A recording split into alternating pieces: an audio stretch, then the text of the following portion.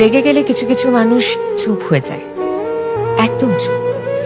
ঝগড়া করে না, চিৎকার করে না, মুখে যা আসে তা বলে দিয়ে পরে সরি, রাগের মাথায় বলে ফেলেছি, কিছু মাইন্ড করো না, এই অবধি যায় না। কেন বলুন তো? কারণ এই মানুষগুলো বোঝে তাদের রাগের মাথায় বলে ফেলা কথা অন্য মানুষটাকে ঠিক কতটা আঘাত করবে।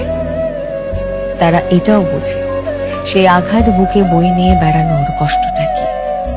তারা জানে কোনো মানুষকে শুধুমাত্র কথা আর ব্যবহার দিয়ে কি ভীষণভাবে ট্রমা দেওয়া যায়, সম্পর্ক ভেঙে দেওয়া যায়।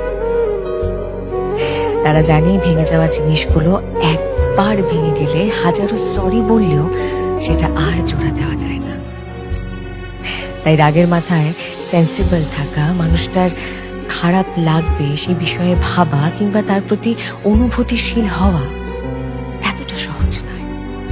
যারা পারে তারা জানে কি ভীষণ কঠিন এই কাজ।